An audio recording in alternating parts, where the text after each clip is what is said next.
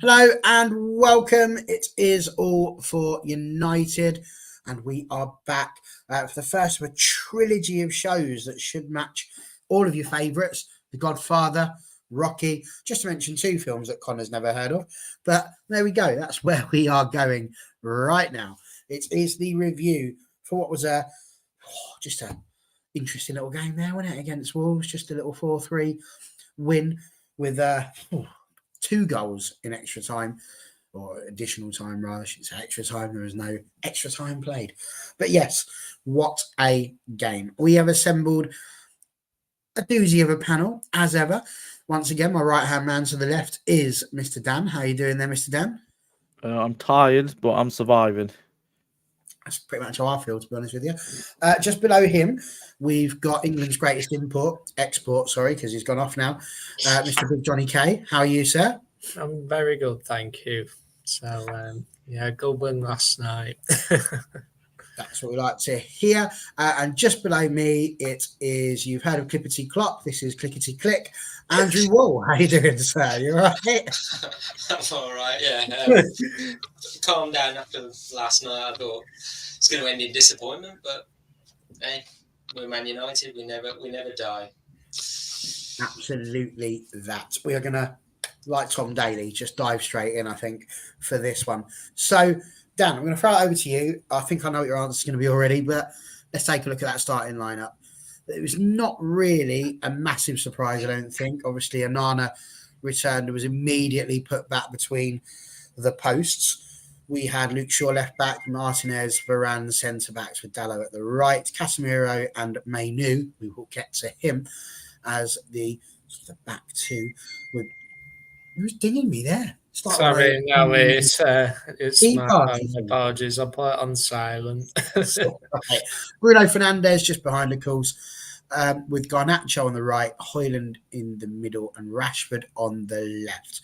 So, what do you reckon, Dan? I've got no issues with what he picked. I have got issues with what he's picked, but I'm not shocked by what he's picked. I'll correct myself. He always goes for what he would deem the strongest lineup, and it probably, you would argue that it is our strongest lineup. So I can see why he's picked it. No complaints with it, really. I still think, even after yesterday's performance, I won't go into it too much until later, this should be question marks over 2 or 3 of them still, about whether they start the next game. They're definitely going to start the next game. Like, there's no ifs or buts. But I was genuinely quite happy with the lineup and looking forward to seeing Mainoo and Casemiro next to each other. I think that's about right. John, were you surprised to see Andre Onana immediately thrust back into the goal? No.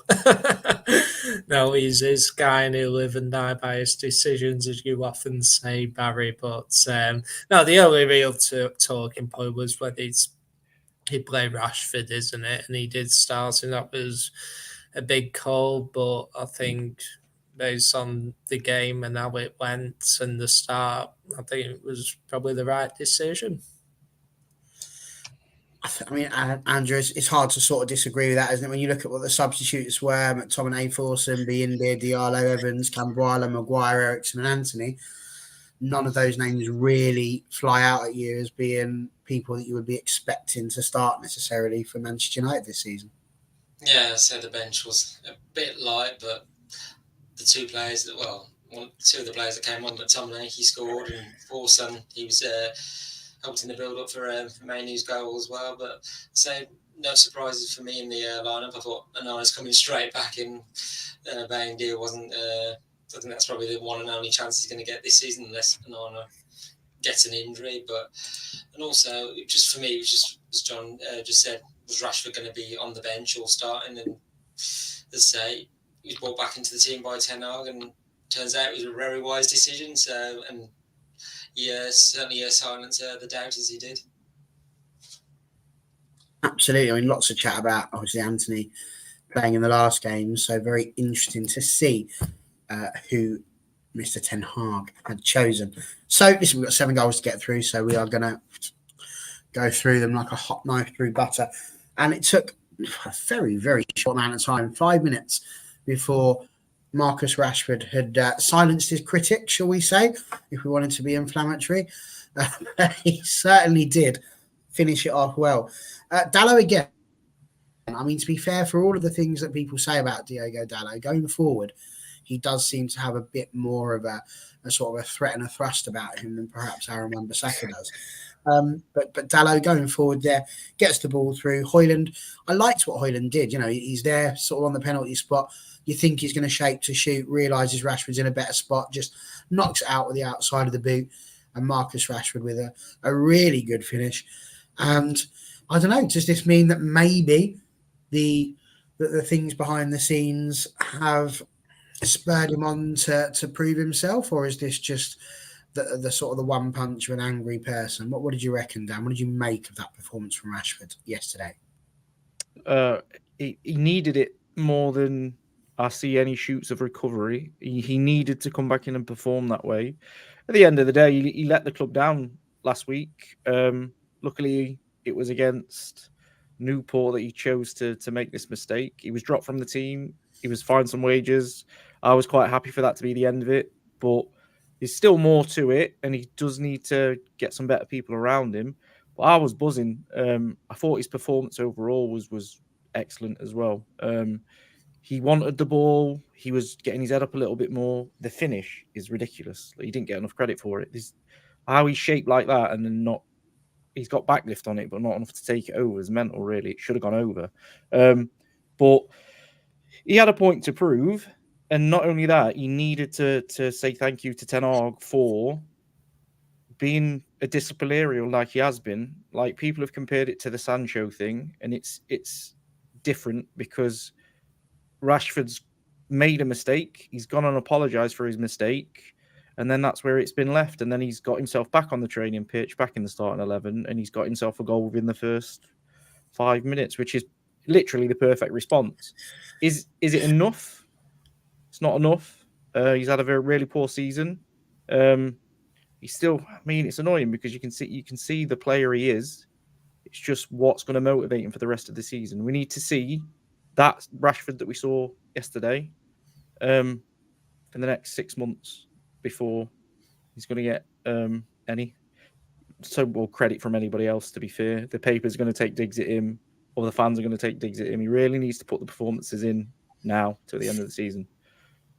I mean, John, you alluded to Rashford obviously being given the start rather than being put on the bench after all the things that may or may not have happened. Yeah. But, I mean, again, good finish. Brilliant work from Højlund. Really nice to see him getting in there with the assists as well and being involved in that penalty box. What did you make of that first goal and Rashford's performance as a whole? Did you see it as the sort of the return of the great player that we all know exists there? Yeah, but I think he showed signs that he is starts to come back into a little bit of form. I think that's the third league game in a row he's scored in now, which is worth noting. Forest, Tottenham, and now Wolves. And yeah, he had a massive point to prove, as Dan said, that he obviously was very bad last week, overstaying in Belfast, and I think he made himself available for Newport, but Ten Hag said no, it's not right, and I think that was good management. And then to have the meeting on Monday, and who's his agent, and John Murta, they've clearly resolved whatever issue it is, and then and he put in a performance, and like you say, it was a very good finish. What pleased me most, and I mean this in general with the overall attacking approach, I think you're slowly starting to see the front line starting to click, I think, because I think we are starting to get the ball in for Højlund, and I think with Rashford in particular, he not only was it a very good finish, but his link-up play with Shaw yesterday as well, that was impressive. Shaw was game forwards, and we're beginning to see ourselves more of a threat going forwards now. And Rashford also played a part in the second goal as well, and I thought it was pleasing to see that you're starting to maybe see us as a bit more of a threat going forwards. We are scoring more goals now, which is good. And I think Rashford did very well yesterday. He obviously brought him off after 70 minutes or something like that. And I personally thought it might have been Garnacho who was taken off because I think he was a bit tired. And but for me, he did the business yesterday and he played very well. And yeah, it was a fantastic finish, and hopefully he can go on between now and the end of the season. Yeah, I mean, it's an interesting one, isn't it? I mean, Dave's saying that, you know, the fans, he thinks, will forgive him with their new song that they may have been chanting for him, which we probably won't bring up just because I do try and keep it family friendly. But, Andrew, I mean, we know what quality Rashford's got. We've seen brilliance from him over the time that he's been at this club. We know that he's capable of finding the net. So it's a good thing that he's managed to do that. And do you agree with John that we're starting to see the side click a bit more now going forward? Yeah, so it was an outstanding finish from Rashford, into the top corner, and he looked very dangerous and playing football with a smile on his face, which, unlike last season, he was. And you wonder if that goal he'd taken last night might be start something special for him. Hopefully, it is. But and also, it was, I said it was a big call from Ten Hag, with all the off field issues that he had, and Rashford justified, being in the starting 11, and just think, getting that goal, hopefully his form will pick up and he can start scoring a lot more goals towards as we head towards the end of the season as well, because that's one thing we have been lacking this season is a lack of goals. And I think the way the attacking played last night for that first goal, I'm just thinking Dello and then into Højlund. I'm just thinking Højlund could have tried to take it on himself, but he just saw Rashford was in a better position, laid it off, and thought, I'm going to give it to my teammate to give him the chance to score. So it's great all-round play, and just so that's the way United should be playing. And through that game, we were, should have had a lot more goals than the two we did score by half time. So the way we was playing, it was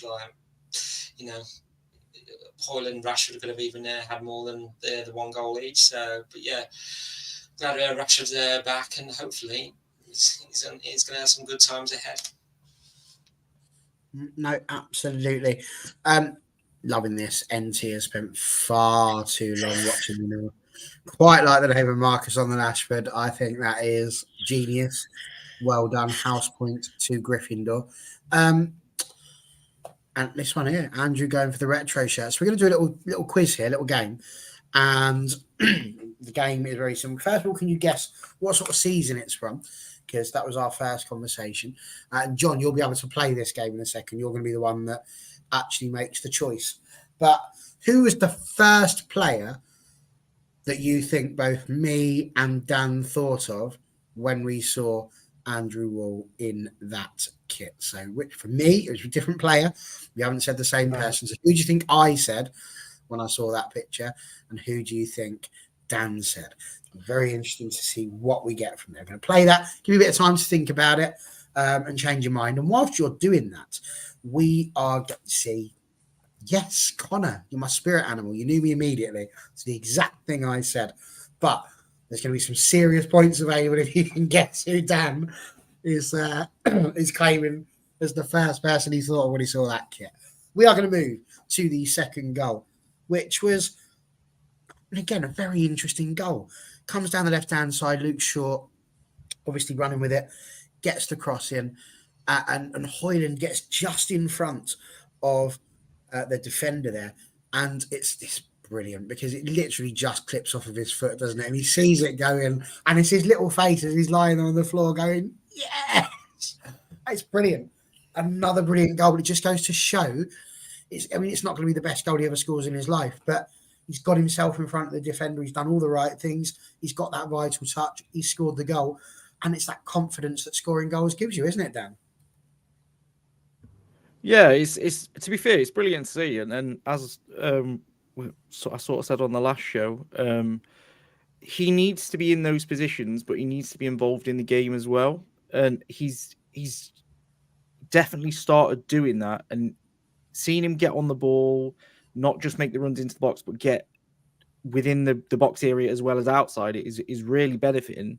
And not only that, is if he starts getting on the ball and setting up his teammates, then they're more likely to get the ball into the box. I genuinely think there's been a conversation probably this last week with him and his teammates of like Garnacho, you could have passed here. Anthony, you could have passed here. Rashford, you could pass here. Hoyland will benefit loads from Luke Shaw being back in the side and being fully fit as well because he makes those overlaps. Exactly, he's world class. But he makes them overlaps, and he does.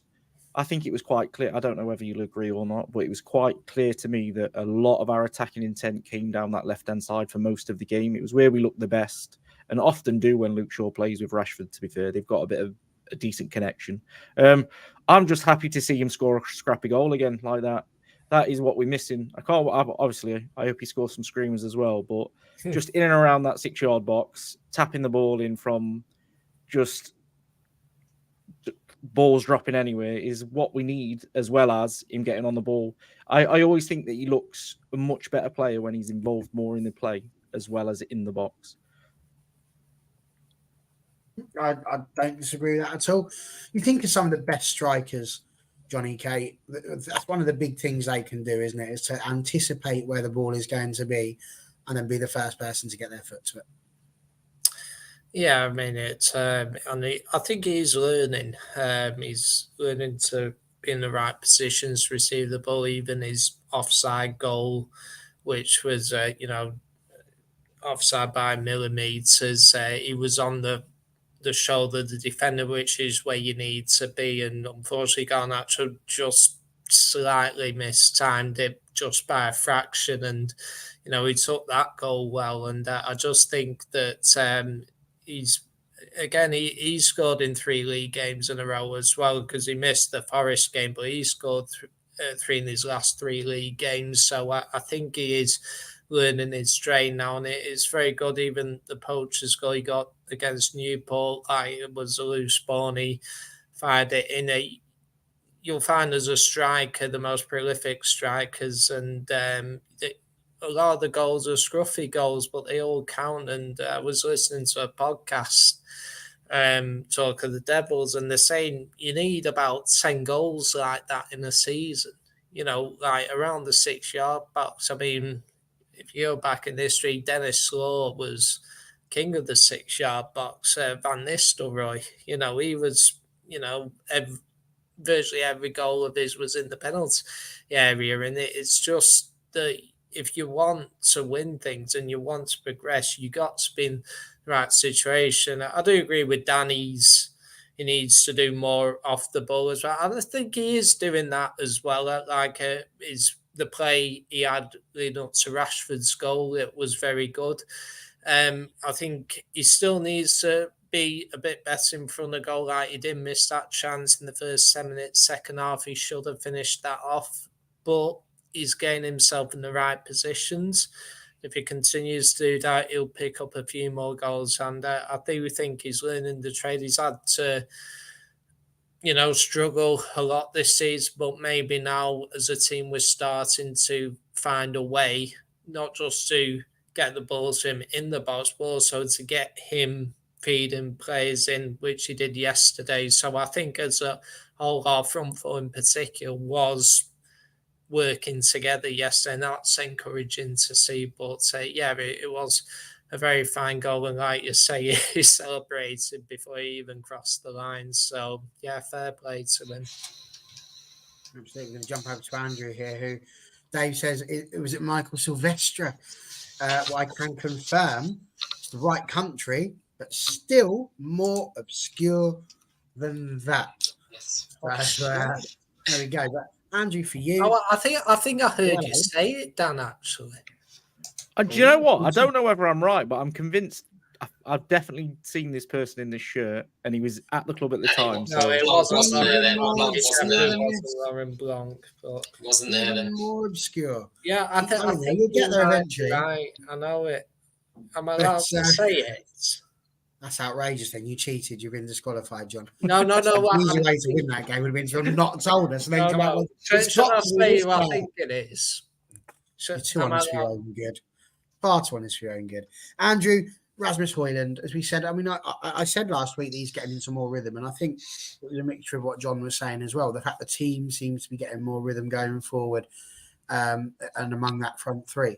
But what did you make of the performance of Rasmus Højlund yesterday? It was excellent yesterday. I mean, yeah, the goal he scored, yeah, it was a scruffy one, but you could see the celebration of it, how important the finish was. And, looks to be scoring the goals and performing for us. Obviously, he's been making those runs, in the box, and he's been waiting for crosses or passes to come in, and he's just been standing there, give me the ball, I want to score some goals. And like I say, his link-up play with Rashford has been good as well. I'm thinking, us fans are predicting if other attackers start creating chances for Højlund, then he's definitely going to be scoring more goals for us. But also, I think the vital part in that build-up for that goal was Shaw. I just think can't underestimate how important his importance was yesterday. That overlap with Rashford, and you just think Shaw is bringing that composure, the confidence, and the quality down that left side. And his absence as well during this campaign has actually hurt us as well. So sorely been missed. But Rashford and Luke Shaw, they've both missed each other because they've had that understanding as well. But it worked last night, and the ball into Højlund as well. I'm just thinking, I can't wait to see them three combining.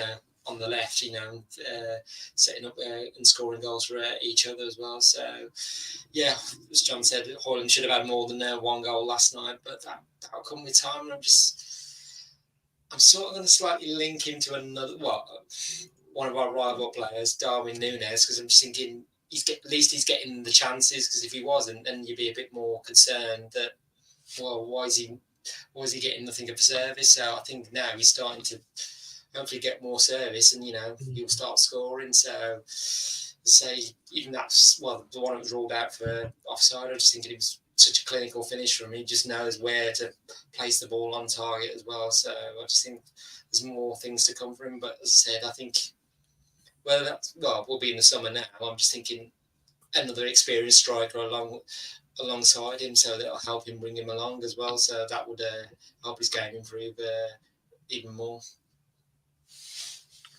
I was just on the women's channel, and they mentioned Darwin Núñez as potentially being like a Man United player as well. So I'm getting quite annoyed at how often he's getting mentioned over on these channels now. I'm going to have to have a word, see if we can filter it out. So Dan, John rather, do you want to reveal what you think the answer to the shirt question was? David Bellion. David Bellion. And I did say David Bellion. I know what season that is, and yes, he was still a United player when that shirt was out. So unbelievable. Yeah. Speaking of unbelievable, Casemiro. When you said another obscure French person, yes, that's what gave me the hint. So. I mean, could it be more obscure? To be honest with you, when I saw the show, I thought Van Nistelrooy. So yeah, another good That's one. Who I think always really for me on that one. But there we go. Oh, a bit of historical trivia. Van Nistelrooy scored 150 goals for United. Only one of them was outside the box, and it was away at Charlton playing in that shirt. There you go. And this is why we get Big Johnny K on, because he gives you that sort of random stuff that you can think about when you're going to bed and go, he's a clever boy, that Johnny boy. There you are. Dan, Casemiro leaves his leg out, penalty given. We're feeling delighted because we're 2-0 up. It's looking like we're going to cruise to this sort of victory. It's the second half, we've been 2-0 up, everything's going well, but it wouldn't be Man United if we didn't have some sort of button to push that created a really tricky end to the game. What did you make of that? Because, I mean, I didn't see a huge amount of angles of it. He does leave his foot out, but it does also look a little bit on the light side. So we're going to go around. What do you reckon? Pen or not a pen?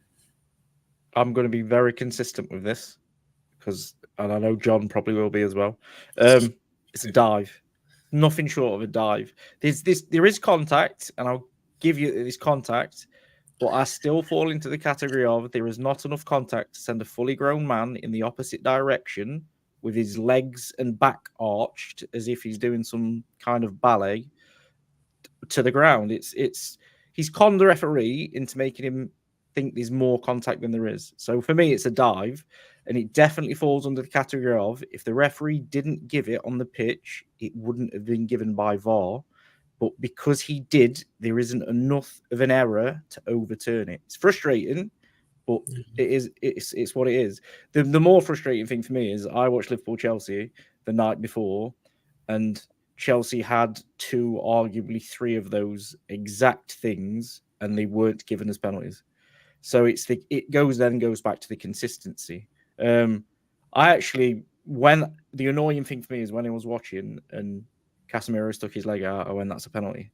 Why is he sticking his leg out in that situation? He should know better. He's a full international with so much experience. He really should have not left his leg dangling.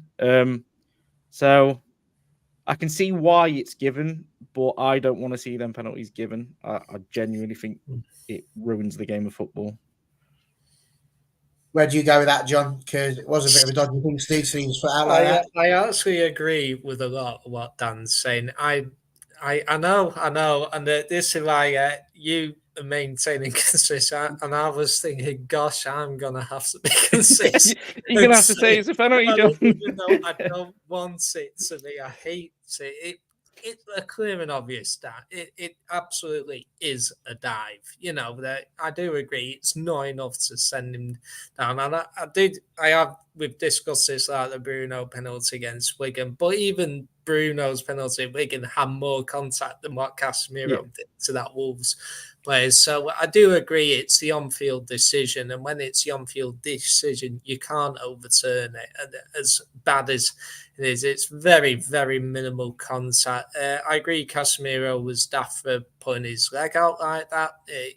Again, I blame, like I said, with the Wigan player, if my own player did that, I would blame them, and I'm going to be consistent. Casemiro was daft for putting that foot out. When I saw it live, I thought it was a dive.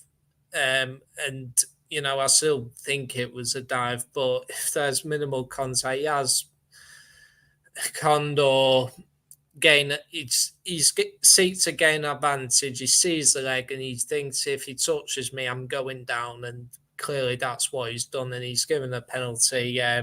Well, in fairness to Wolves, they have had rotten luck when it comes to decisions this year. They perhaps should have had one on the opening day against us. So bear in mind, if they got a penalty that day, that might have been a draw.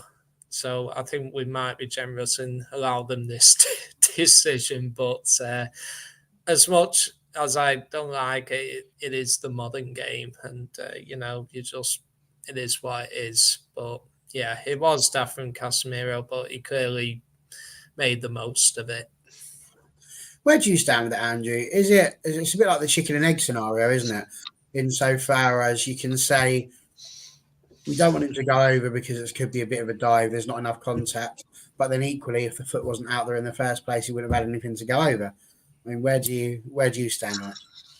I was literally just seething of that. I was like, yes, Casemiro's legs, you know, foot's there. I was thinking it looked like just, if he touched him, it was just a grey. It was just, for me, it was just the theatrics of the dive that just got me. I was thinking, how's VAR just going to, surely that's got to be overruled. But I just thought, as I was zooming in, I thought, is it being touched or not? Even if it is a slight touch, but does it warrant enough that the player's got to go down? I just thought, for me, I was literally just seeing it. I was thinking that's going to be overturned, but I thought it was going on for a bit, and I thought, well, maybe they'll just overturn it. But I just thought they're just going to stick with the on-field decision. And I just thought, we'll just let the referee go and take a look and just make, give him just take him over to the monitor and just say, just look at it again. And if you still think it's the same decision, then give it. You don't have to influence his decision. But I just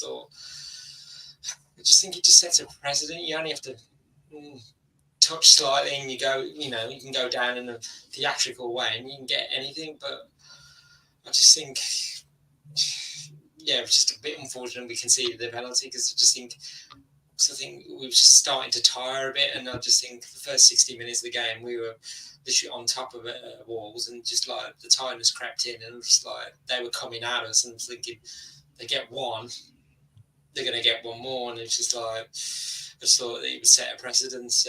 But yeah, definitely wasn't a penalty for me. But who knows what's a penalty these days?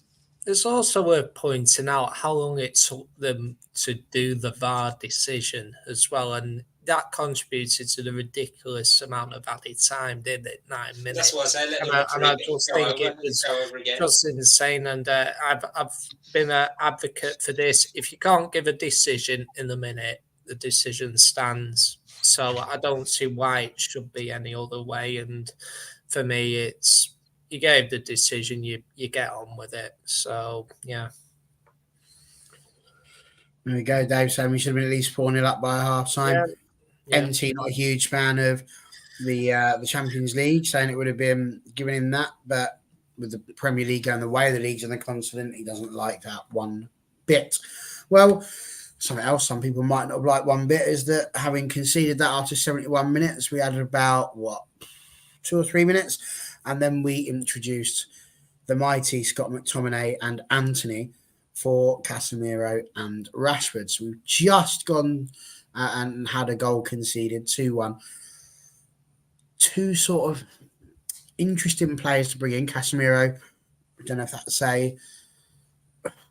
what's the word, not a punishment, but a consequence of the penalty being given away, maybe not wanting him to do anything silly, I don't know. But Scott McTominay comes in. Now, whichever way you're going to look at it, though, and we are going to go around the other way now just to change it about a bit. But, Andrew, was it a stroke of genius? Because the ball comes in from a corner, no less, and there he is, good old McSauce, gets himself up. It is, I figure, if I had to rate it in terms of headers, it's probably somewhere within the bottom 10 that I've ever seen in terms of accuracy. But fair play to the geezer. He's told to head it down. He does. And it bounces straight into the top corner and restores the 2-goal lead. And what a celebration from Scott McTominay as well. Yeah, it was from him. And I just think stroke of genius from Ten Hag. I think Hoyland was, I think he said, Ten Hag said after the game, Hoyland was getting tired as well. So McTominay, he's still our leading goal scorer in the Premier League now, I think, if I'm right. Because when he scored, because I know when Rashford scored, I think they were equal. So I think McTominay's back to the top. So, but yeah, I'm just thinking the way we scored that goal is probably like how we've conceded our goals this season. We've just left players unmarked, and they've got a free header or a foot on the ball. So I'm just thinking it's nice of us to be on the end of one. I just think it's a very open game. I'm just thinking when we was attacking Wolves, I'm just thinking their goalkeeper, he could be got at as well. I'm just thinking you could argue could the goalkeeper have done something more, but no, he's literally, because the header was down, it was right into the corner. And Jose Sarr couldn't do much about it, and I just thought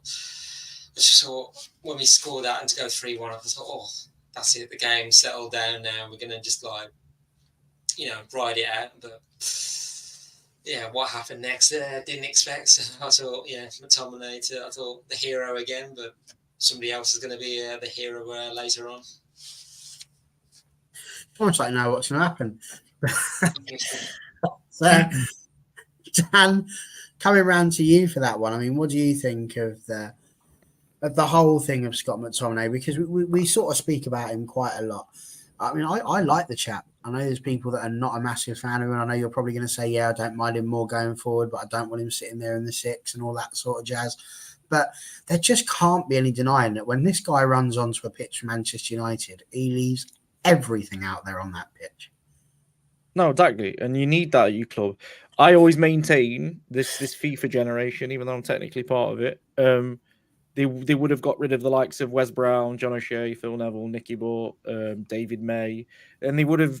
They only played good for 5 games in it or whatever. It's just annoying. McTominay is good enough to play for Man United. He's just not good enough to start for Man United. What he did yesterday is what McTominay should be at Man United for, which is coming and helping us see out a game if we're struggling a little bit. We know that he can score goals. I think he's our top goal scorer this season, is he, in the Premier League? And then all the goals he scored for Scotland as well. I have got absolutely no problem with Scott McTominay staying as a squad player for Manchester United. He's everything that some of the other players that we criticise aren't. And yes, he might not be the most technically gifted, but he's always playing at the top of his own level, and that is good enough for me to be an impact sub.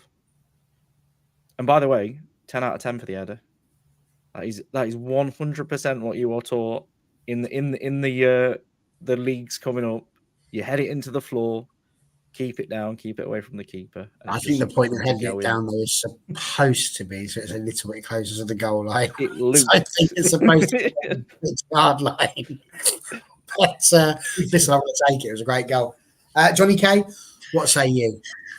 Yeah, and he's a very useful player to have. For me, I agree with Dan. I think he's a very good squad player, and he does run around for the team, and that obviously we've said, and even Scott McTominay himself would. I mean, he's not the most technically gifted footballer, but he does graft. And for me, like you go back to that Brentford game, he came on as sub, scored 2 goals. He came on yesterday, got a goal at a crucial moment as well. And for me, a couple of people mentioned Darwin Núñez. For me, he can become the men's Rachel Williams, can't he? So, coming on and scoring winning goals and all that, he definitely has value. And we don't have if Højlund comes off, Martial's injured, we don't really have a striker. So for me, if Højlund gets side, is it worth plonking McTominay up top for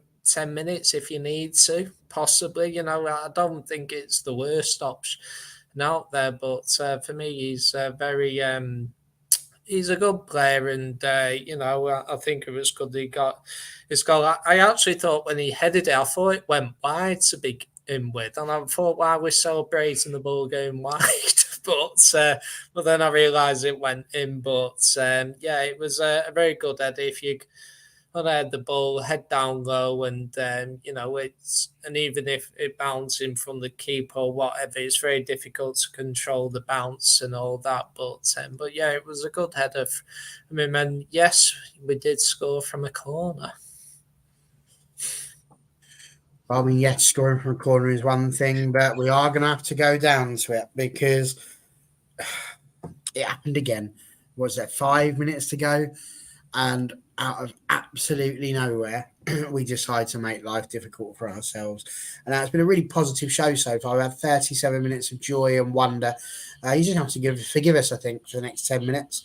Because for as good as we were going forward and as well as we did doing that, defensively, it just ain't it for Manchester United at the moment. Only one side has conceded more goals than us all season, and that's Sheffield United with 59. Apparently, that was over 50 goals conceded now for Manchester United in all competitions, and it's not good enough. It's really not to be at that level. It is relying on a front line that has not been as together as it could have been to get us out of it. And again, it's a corner, wasn't really dealt with. The first header comes in, it's not so bad, but I think at the point when the shot's taken and then it ends up at Kilman's feet for him to shoot, you've got Dalot on the line with Onana. You've then got 3 Wolves attackers, and then I counted them, 7 Manchester United players in the box, but behind the Wolves players. And I just don't fully understand this. I don't fully understand how we were in a situation where surely either Dallow's got to run off the line once the ball's been headed to try and, because they all seem to step up. And you can't play an offside to step up at that point because you've got somebody on the line. So by its very nature, you're not going to be able to do it. So then surely if Dallow's not going to come running forward, the defenders have got to stay there and make it difficult, the 7 people, so that the box is more crowded. Instead, it was almost as if they all stepped away from it. And then the ball comes to Kilman, who really couldn't miss at that particular point. Defensively, woeful, really. What did you make of it, John? Yes, it was very poor defending. It's how he's allowed to take the ball on the chest and finish inside 6-yard box. You're right about Dallo being stuck on the line. I mean, if you Corny, you often want to defend on the line, but he didn't push out and that. And for me, well, it's not clear and obvious error. I thought Onana was a bit slow to come out a bit. I thought to myself that, as soon as the ball comes in, yes, he did make himself big to some degree, but for me, does he have to be like virtually block the shot kind of thing? And for me, that there's a catalogue of errors, how he's not being marked or anything. That shouldn't be happening. A player controlling it on the chest and firing into the goal on your 6-yard line at a corner, it just shouldn't be happening. And it's, I don't know whether, because we made several subs by that point, whether people were confused about who they should be marking or whatever, I don't know. But this is an issue and it continues to happen and we need to do better at it. And for me, it wasn't just that.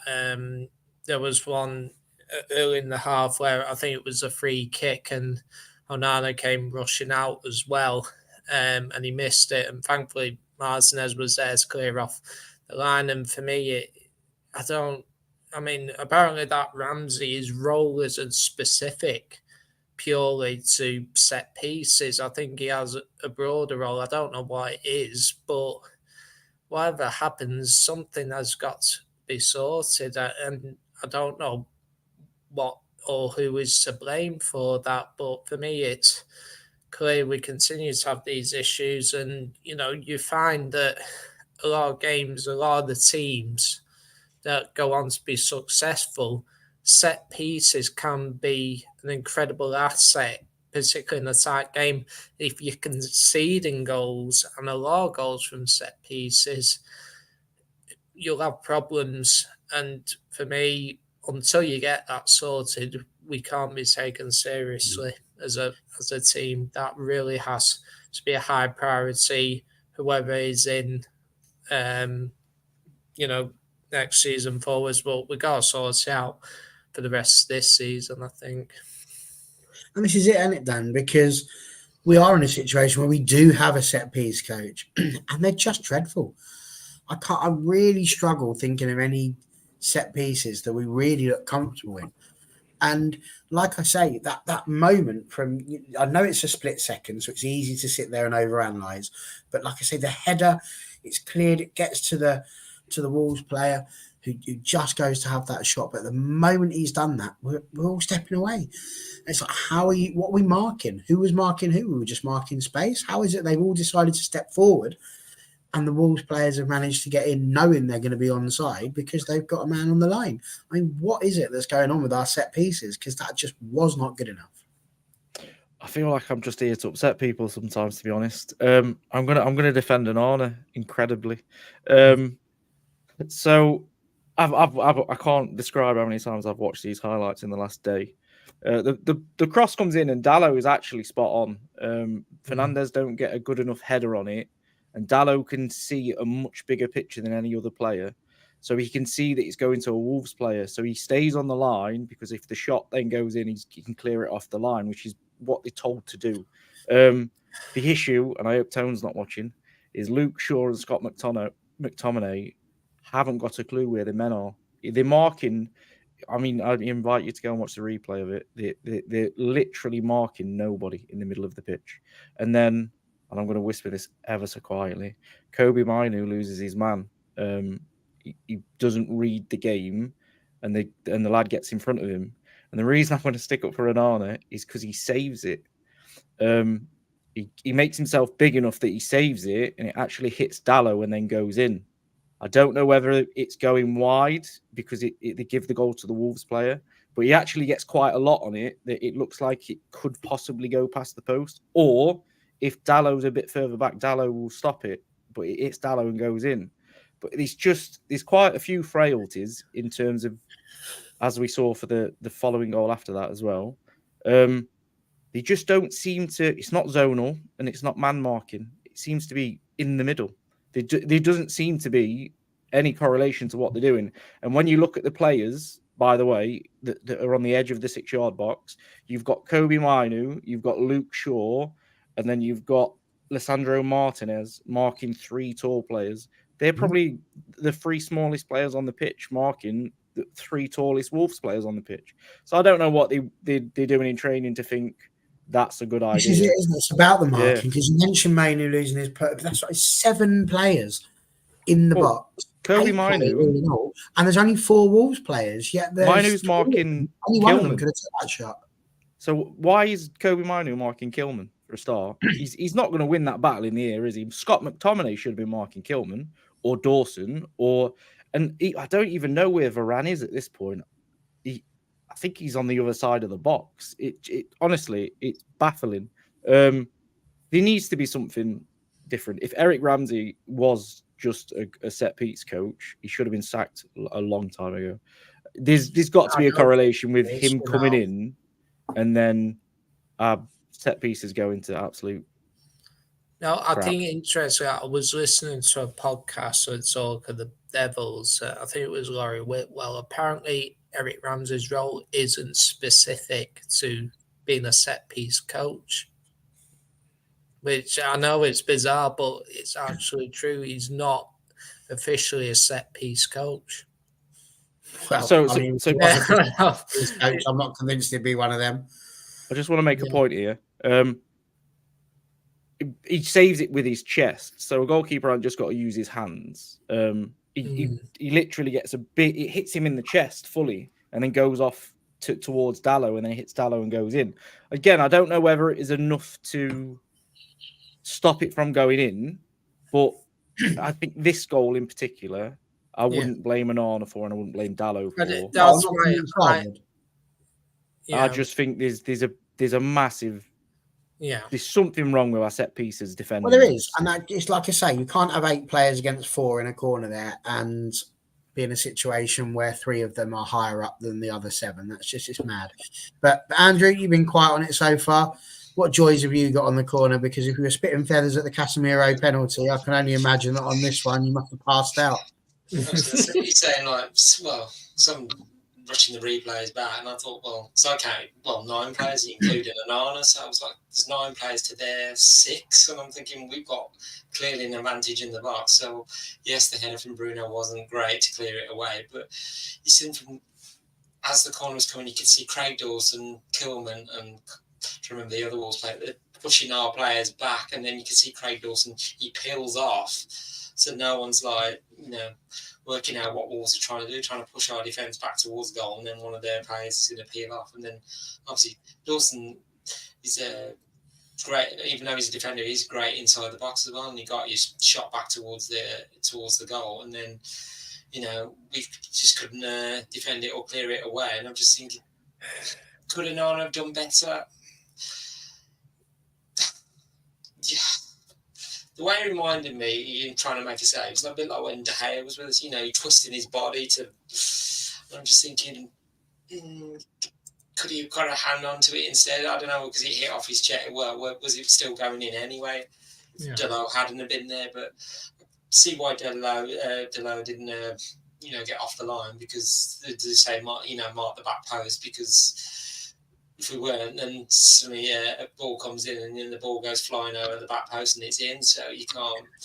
It swings and roundabouts. But I just think the defending's just not been great this season from set pieces. And I'm just thinking the McTominay goal against Wolves was like, that's what's been happening to us. So it's clearly, it's just been more times against us than we've been scoring against the opposition like that. But yeah, it's just concerning that, you haven't nailed down, defending the set pieces properly. It's just, you need some coherent, I'm sure on the training pitch it's like all working out. It just seems it doesn't correlate onto the actual, in the game itself. So I don't know whether it's just because we haven't had a consistent enough defence this season, with injuries, or it's just, I don't know, it's just been one of those issues that's been going on for the last few years. We've just not quite resolved yet. Fair enough. Bestie Boy saying Ten Hag wasn't allowed to bring all of his staff from I actually understandable. I'm sure I actually have something to say about that as well. But there you go. No, something along the lines of no, you cannot take all of our players and all of our staff. We need a club. Dave, I think it's time to put down the Baileys, and you can't. You can't blame him for the penalty. Absolutely can't blame him for the penalty. He didn't I used say to blame De Gea for penalties, so I'm going to blame Onana for that one. I mean, it was straight down the middle. Yeah, He just, could have stood still. if our keeper doesn't save it, he's to blame. I'm not convinced that on this one you can blame him for the penalty. The second one, Danny's right. He does look like he gets something to it, and Dallo is on the line and doesn't clear it. So I think it's a little bit harsh to go too mad on. Could he have come out and claimed it and done something like that? Maybe. That's where I thought maybe you could have been better, Barry. But that's probably the only thing I think you could probably have a go at for Onana on that one. No, he didn't save it. No, but then there were 8 defenders, and neither of them lifted a I finger think to you meant help. the penalty. Well, it doesn't matter which one it was. They were even on that one. So it's harsh to say he's to blame for I that. think so. He didn't give it away, did he? I'm all for blaming Onana when he does things wrong, but I think you've got to blame people when they actually do it wrong and not just allow the anger towards the fact that he's really not that great. And but he went straight down the middle, and if you stay in the middle and he plays in the corner, you're going to be like, why didn't he dive? Every keeper dives for a penalty, I don't think you can ever blame a goalkeeper for not saving a penalty. Not really. NT saying we think or know he could do better because seeing De Gea save those kinds of shots. It's a conundrum for Ten Hag. I mean, yes, we have. You'd say there's no way he isn't noticing it, but to be fair, De Gea saved about 2 or 3 penalties in 10 years, so it's easy to blame him for not saving penalties for me. Yes, and that's what I mean. Over 10 years, absolutely. If we've still got Onana in 10 years' time, well, I can't imagine I'll be sat here doing this show because I'll have got bored of it by then. And Lana's position isn't the best. No, not. And I knew that you meant Onana, but I like the fact we're calling him Lana now. Lana Onana. It's what we might end up calling him. Listen, if we're going to talk about that one, we've got to talk about the fact that then we let back in, boys.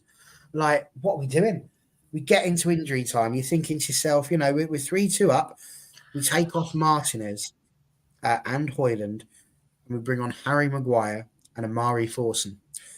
And then even then, Garnacho and Garnacho comes off for Johnny Evans. We've decided to go defensive at this point as well. And then there's a counter-attack. 3v3. And Varane is, just not in a good position. The shot comes in and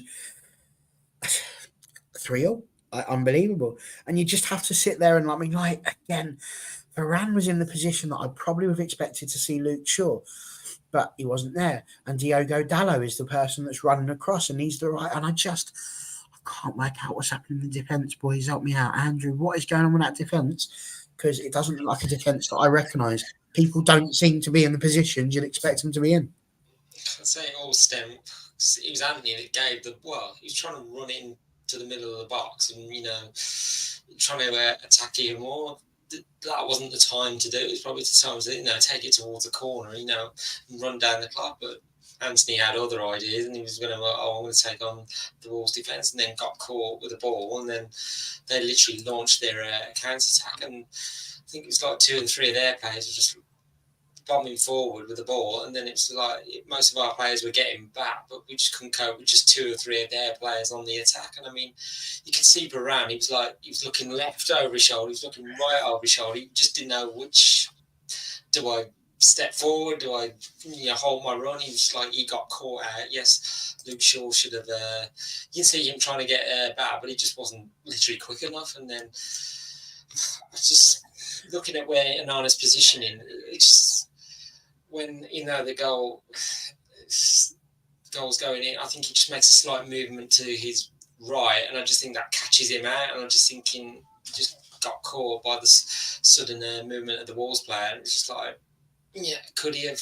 Because I'm just looking at the replay now, and I'm just thinking he could have, but he just got caught out of Onana as well. But the whole defence didn't help him. It's literally just a flying attack against us. And when that goal went in, you could see the players look shell-shocked. And I think I just remember just thinking, I just had a smile on my face because I just thought I just could just laugh about this, because if I don't, I'd be crying about it, because I just thought this is typical United this season. It's just like, because I was watching down at Stourbridge, and at the time, and a Liverpool fan who I know was like cheering, and a few others was like just getting me more and more angry, and I just thought, well, got my revenge in the end, because they say what happened next. Well, say I was cheering a lot at the end of it, but yeah, it's just like that third goal going in just reminded me of had the air of like Galatasaray in the Champions League. You know, the way at Galatasaray just the debatable penalty, you know, and the two other goals they got back. But yes, the defending for the second and third goal was just atrocious. But what happened next? Well, we'll come on to that. I mean, Dave, I've told you to step away from the Baileys, and it's not happening, mate, is it? Like, you've really got to watch these replays, Dave. You've got to watch the replays, because anyone who knows anything about goalkeeping, it's all about your weight and your weight distribution at the time. And as he's moving over to the right a little bit, getting himself in position, because you've got to have the ability to stop if he goes across the goal. Obviously, he goes near post. Now, the problem is that he's mid-jump. So I wouldn't say it's positioning. Footwork, absolutely. The footwork's not at the level it would have needed to have been for him to be able to plant and dive, hence why he doesn't dive, because he's wrong-footed. And once your weight's gone one way, trust me, as a 15-stone fat lad, you fully know that once your weight's gone one way, you ain't getting the other way. Not happening at all. And that's what's happened there for Onana. So I don't think we can blame him on that one. Again, I wouldn't blame him for any of the goals, really, today. Anthony did give the ball away, says NT, dived, and every single defender and midfielder out of position. It was calamitous. And I think that, Dan, this is kind of the point I'm trying to make, is that if we're 3-2 up, obviously they're going to be trying to counter. They're going to be looking for every opportunity. Why are we getting into a position where we've got people that are so out of position at 3-2 up? I was perplexed at this, and I've got to agree with Andy. When this goal went in, I didn't even react, just a little chuckle, because we've seen this so many times this season. Like, what am I watching? I mean, again, I've watched this game a million times today. Why in the 94th minute have we got Maguire, Evans, Scott McTominay, Kobe Mainoo, Fernandez, whoever else was on the pitch at the time, all in the box trying to win a header at a corner? That is... it's rubbish from all the players on the pitch, because when you're crossing that halfway line, when Maguire's running across that halfway line, someone should have been shouting at him, and where are you going? No, get your ass back this side. We don't need that now. We need to see out this game. And when you've made that many defensive substitutions to the point you are clearly holding on for the win, you kick that ball 4 yards and you keep it in the corner, and you keep there as long as you can. We'll talk about Anthony's performance at some point, I'd imagine. He was absolutely shocking. But the goal itself, for me, Dalot and Varane, unforgivable. Like, I blame all of them because they're all up the pitch. But when it's the 2v2, if they can just hold a line together, they could play him offside. But Varane drops deep and Dalot stops. So then there's a big gap for the pass to be played. And I don't blame Onana as such, but he was trying to guess that Neto would go far post. Mm. And Neto is a very good player, as we discussed on the preview. We was worried about the fact he was coming back, and saw the gap, and good players find the gap. But I was just absolutely baffled by the whole thing. Yet again, what we do in the 95th minute for is beyond me. And Ten Hag's got to take responsibility, but so is any player on that pitch. If you've got any sensible footballers or leaders, they should have been saying, no, we don't need to be doing that. Give it Anthony in the corner with Scott McTominay. Keep it in there as long as you can, and hope for the best. I mean, now I know what happened. I'm so glad they did it this way, but at the same time, my heart could not take it. I mean, just FYI, I'm not a big fan of people keeping the ball in the corner anyway, because that generally tends to go badly and leads to counter attacks. But I get what you're saying. Try and keep possession. And of the three, if I'm going to give Dave anything, of the 3 goals that Onana conceded, this is the one that he could have done better on. But I still wouldn't say it was his fault. NT Senna, seen loads of keepers concede that type of shot. We're just looking at Onana sometimes. The De Gea shot stopping yardstick, which isn't going to go well for 99% of keepers. I agree. We're actually going to blame Connor because he turned it on and Wolves equalised. And then maybe it's his fault because it was the only goal he saw live. He turned it off straight after that and then missed the Mainoo goal. Imagine. And again, I could see De Gea saving it, but I think the bigger problem is what led to the goal. We should have seen the game out from that point. Exactly. Hello, Swalumber. Nice to see you again, sir. And yes, we threw it away. There you go. We threw it away. We should have kept the ball. Absolutely. And of course, this should be the hashtag for life. I've got to blame Connor. So, yes, I've got to be honest. I was just getting ready to sort out a tweet and to think about what we were going to put for All for United. And then I saw it went to 3-0. And I just remember sitting there thinking, I don't want to do the show tomorrow. I really don't. How have we been in this position and dropped it down to there? And I was just having a little look through Sky Sports on the scoreline, and then bosh, it said 4-3, and I'm like, it can't be. Nobody's put anything in the group chat. And my God, it was. And you know, people are calling him a generational talent. I mean, I can't actually tell you how much I dislike. And John, have I actually come to you about that? No, goal? you didn't. You haven't. No. I'm going to leave that bit because I've just completely forgotten about you. John, what did you make of the 3-3 goal? I agree with what Dan and Andrew say. It was ridiculous that we had so many people going forwards, particularly Maguire and Evans. They're centre halves and they're experienced footballers. Surely they know, let's close out this game. Let's not give anything away. And I just think their decisions to go forwards was absolutely ridiculous, absolutely pathetic. Then the corner came in, and obviously Anthony is to blame for giving the ball away. But can I just point out, I partly blame Luke Shaw as well, because for me that's a bad pass to give to him, because he's surrounded by players around him that as soon as he controls the ball, Wolves players, there'll be 2 or 3 Wolves players on him ready to pounce to win that ball. For me, Luke Shaw, he has a defender to the side of him. He should take that towards the corner. So, because then you're potentially alleviating the danger. Now, for me, I think Luke Shaw is just as culpable as Anthony because it was a bad pass to give to him. And yes, Anthony should do better, but by the time he controls it, the Wolves players are on him, and there's a narrow gap to try and find one of our players because it's in the congestion zone that it's difficult to get out. When you try and see out the game, you got to keep the ball, you got to use the width. And for me, Luke Shaw made a bad error there, personally, and I think that contributes towards goal. As for going forwards, I don't know why nobody brought one of their players down, to be honest. Take a booking for the team. Why did no one do it? And I do agree with Dan. Varane didn't play offside line and that kind of thing. I think with Onana, I don't think it was a bad error. For me, I think he was preempting, like you say, going to the far post.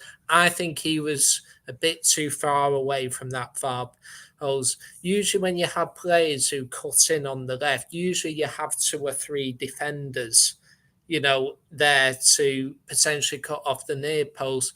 But Nana should have been aware that Varane was the only defender, so potentially Neto could fire it to the far post, but he could also go to the near post because if it gets past Varane, it's a goal. So for me, maybe Onana should have been slightly more in a central position, slightly.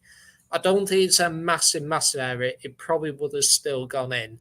But for me, that's possibly the one thing where I'd say maybe his positioning could have been a little bit better. But As for how I reacted, I won't repeat it on here, but it was 2 words, one beginning with F, one beginning with O, and I was going to turn off the TV and said I just stormed off to the toilet, and we'll see if I got back in time. Flaming otters, if you're wondering. That's what he said. So there we go. And then the generational talent. I was trying to get through to the point. I hate this generational talent thing. It's being bandied about far too much, like the worst legend used to be. Like every young player scores a goal. Oh my God, they're a generational talent, bro. No, they're not. Like they'll be a generational talent if they get to like Ronaldo and Messi style type things. You're not just a generational talent because you had a couple of good games in the Premier League. So in that respect, Twilumber, you and I are one. That's about as far as it goes. Because I actually saw somebody say they think it's really bad that we are currently relying on a player like Kobbie Mainoo to be out there and doing the job that he's doing. But for me, it's exciting. It's like you can't just always be going off and buying players. The fact that you've got a player that's come straight in and has performed as well as he has, let's be absolutely clear. He gets that ball, shifts it from the right foot to the left foot, takes it around 3 players, sticks it through the legs of one, see you later, onto the 18-yard line. And the finish reminded me of Makeda against Aston Villa, just the way that he just curls it in and the composure on that kid. You know, he scored a brilliant curling goal, although I don't know if he meant to curl it the first time when it went to the far post, but he did. And then on this one, my God, absolutely unbelievable. It's just what a goal. And again, like I say, seeing that pop up, you just sit there and think, my God, that's absolutely amazing. So, Andy, we're going to come to you on that one first. Kobbie Mainoo.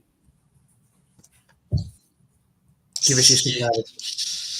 I say, well, with Mainoo, he's having, a good campaign this season so far. And like I say, when we went 3-3, I just thought, that's it, game over, 1 point only. But he had different ideas. I mean, picking up the ball on the left, sidestep 2 challenges, and then he was getting in towards the box. I was like, just hit it into the corner, and literally just did that. And I was just like, just the sheer pandemonium. You could see it in the away end at Molyneux, and you could see from Mainoo just showing that maturity and the skill. Just thinking, would any other player have thought about that? Taking on that Wolves defence.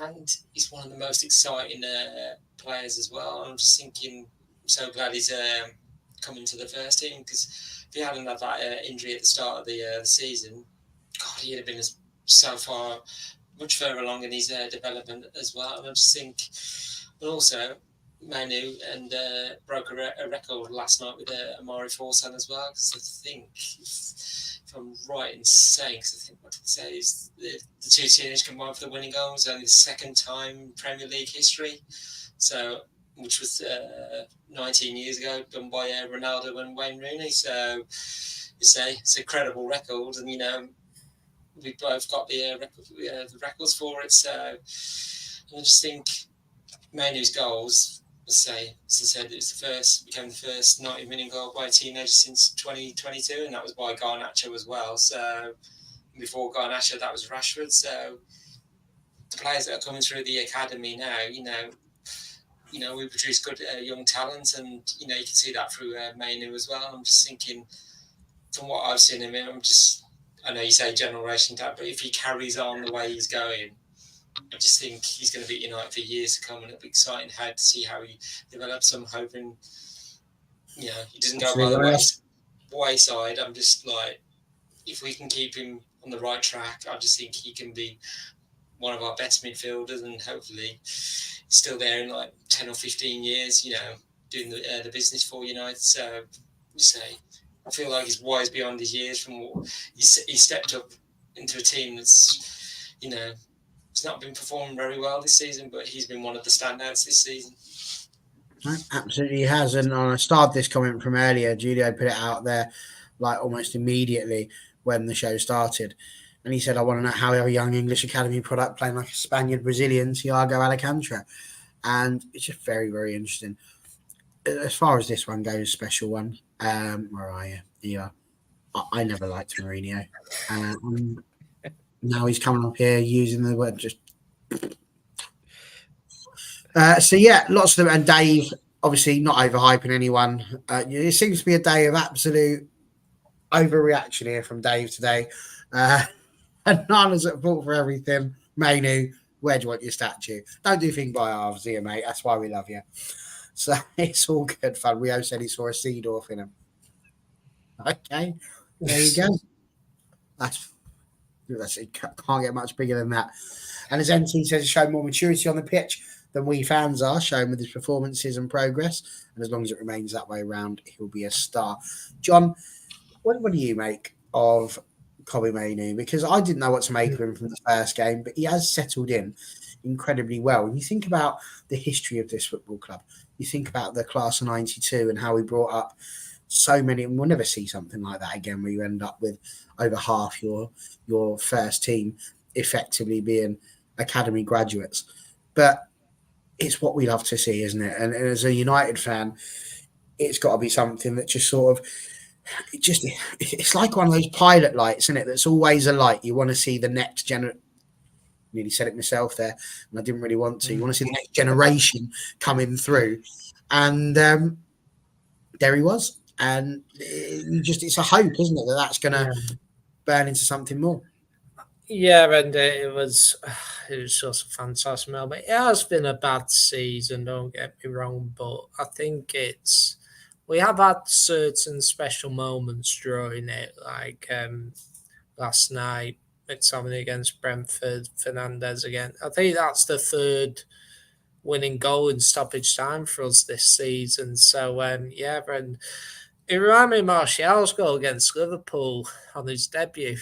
And I think the finish was very Thierry Henry-esque as well.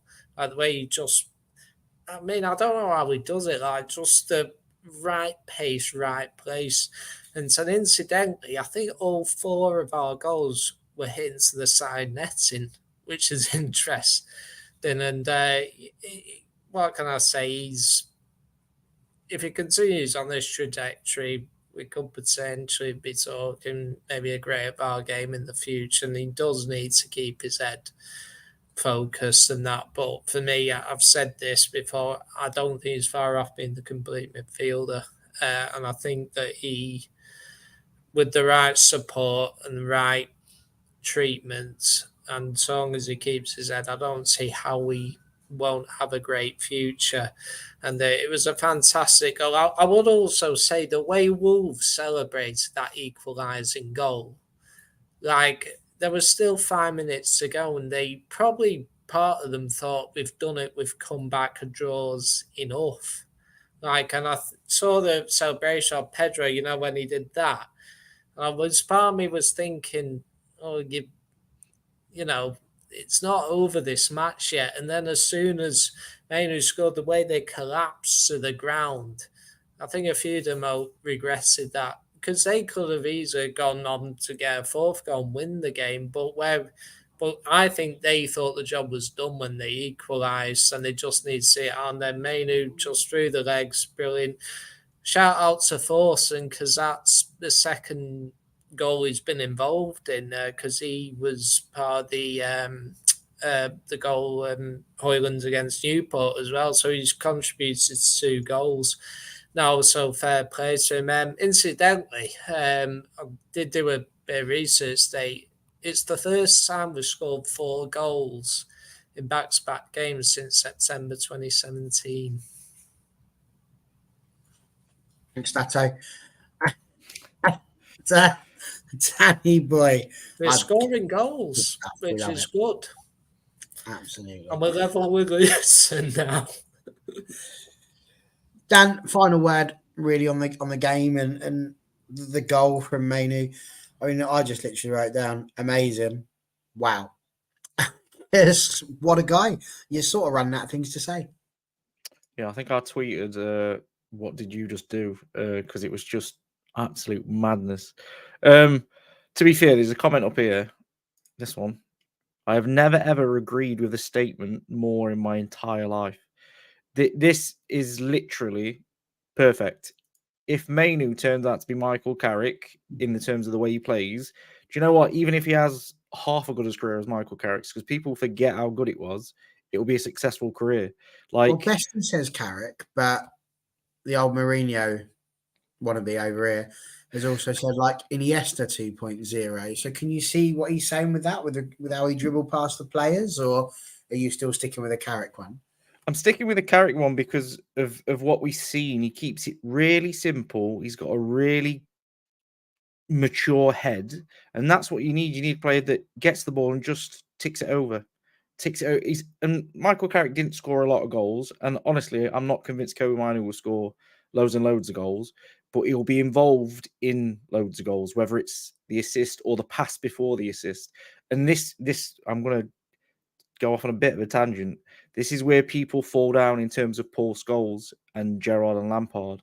They rave about stats, and I love, we love stats, and they rave about goals, assists, and everything else. What you need on a football pitch more than anything is the assist before the actual assist. And Michael Carrick was an absolute genius at doing that. Just tick it over enough that everybody else can still play football and you can still be massively involved. And that is literally the biggest compliment you could pay to Kobe Mainoo at the minute, is that he reminds Man United fans of how Carrick used to play, because he can just tickers the ball over, he gets involved in the play. The goal was like watching Messi. I don't know what went off. He just picked up the ball and started running. I wanted to, because everyone spoke about Mainoo, the goal, and I agree with every word. I just wanted to point something out to people, and this is where people see football differently. That goal does not happen without forcing. So the assist, but if you watch it back, the run that Forson makes to go past Mainoo and past the defenders, it's perfect. You literally see 3 Wolves players spot his run and all follow him, and it leaves a massive gap for Kobe Mainoo to be able to A, run into, and B, then be able to finish. And he deserves plenty of credit, Forson, for doing that, because I think it's a criticism that's been leveled at us most of the season, that the forwards can be a bit static, a bit greedy, don't really want to make a run for other people, more in it for themselves. Forson literally went, there's a space there. If I run into that, I'm either going to get the ball or it's going to cause the defenders problems. And I was so impressed just how cool and calm 2 teenagers were in the 97th minute away from home. It's mad that they've got the mental capacity to even cope with it. Never mind pull it off. And then just going back to Mainoo, I agree with everybody. I've watched quite a few interviews over the last sort of 12 hours that he's give to United TV, Sky, TNT, and he just seems so grounded. And the thing that I like about him more than anything is he genuinely looks like a kid that is going to be here for 10 to 15 years. If the club treats him right and puts the players around him that he deserves and gives him the chance at success that he deserves, I feel like we're going to have a little bit of a Scholes in terms of he's going to do the business on the pitch, and hopefully he's not that bothered about what happens off the pitch. And if we can just keep him in the right frame of mind and on the right track, I agree with you, Barry. I don't like generational. I think it's too much pressure, and B, if every club got to pick generational players, there'd be about 4,000 of them, because you hear it way too much. It's like the term world class and legend. What's the point? What even is a generational talent? Yeah, it just flipping talent is generational. That's how bleeding works. You can't all be a talent from one generation. It's like the most ridiculous thing ever. It's like saying something stupid, like the usual tomorrow. Just is what it is. Tomorrow's tomorrow. It's a game of 2 halves. But I've seen people already comparing. It's just obviously rivalry. Bradley with Mainoo, they're 2 completely different players, but they're from the same generation. So there's arguments. Oh, he'll be better. He'll be better. I'm just glad that we've got him. To be honest, the fact that we're relying on 18-year-olds not fantastic, but if you're good enough, you're old enough. I've just had the thought: England next 10 years, Rice, Mainoo, and Bellingham. I know.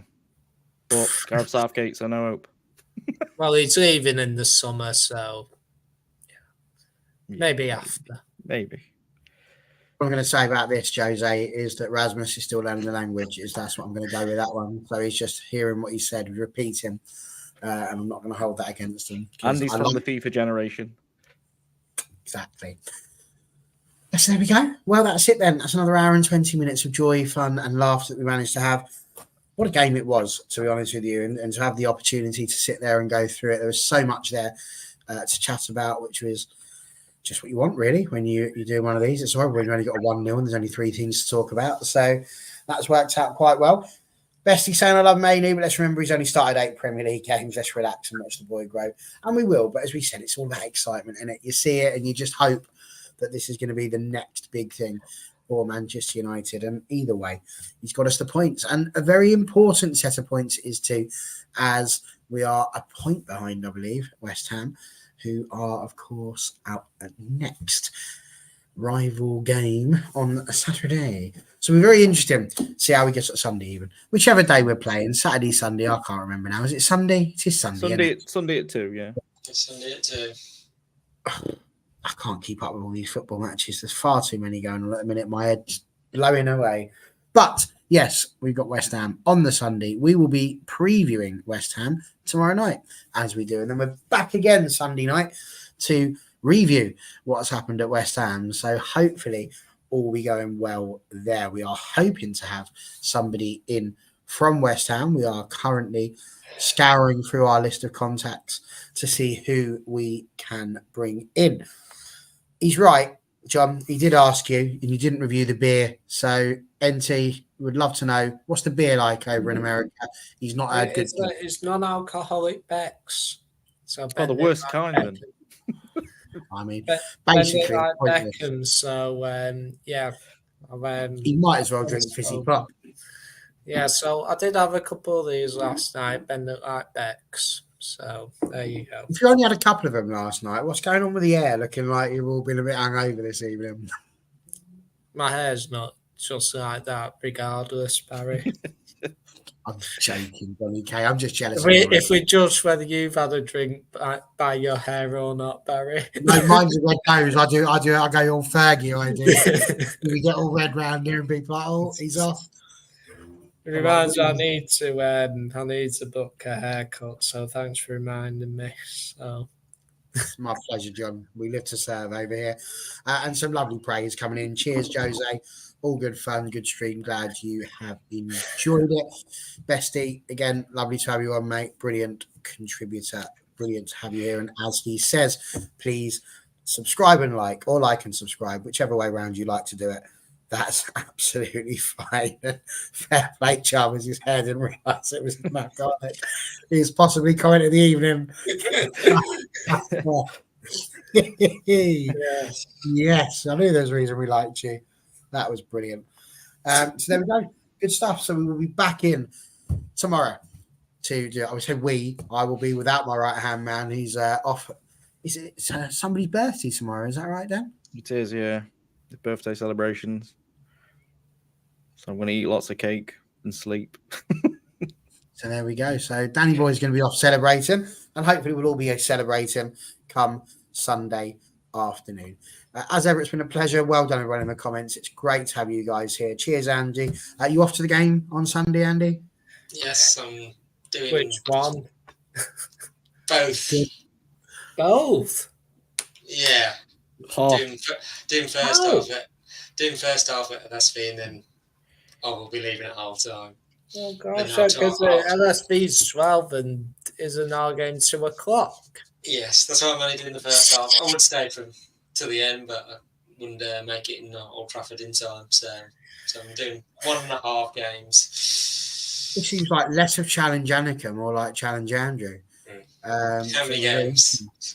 Yeah, looking forward to seeing how you do that. But good, enjoy the game.